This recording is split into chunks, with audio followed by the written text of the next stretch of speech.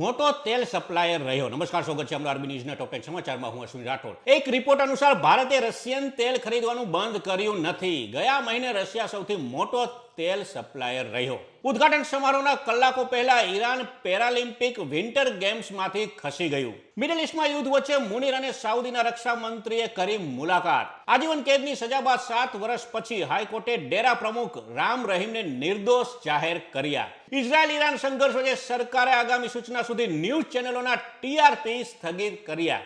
નીતિશ કુમારના પુત્ર નિશાંતનો રાજકારણમાં પ્રવેશ 8 માર્ચે જેડીયુમાં જોડાશે. અમેરિકા ઇઝરાયલના હુમલામાં 1332 નાગરિકોના મોત થયાનો યુએનમાં ઈરાનનો દાવો.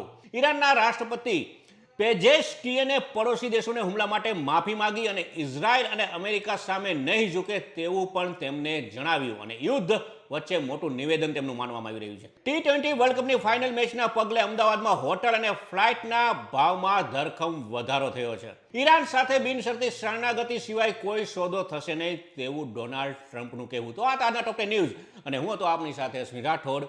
જય હિન્દ, જય ભારત.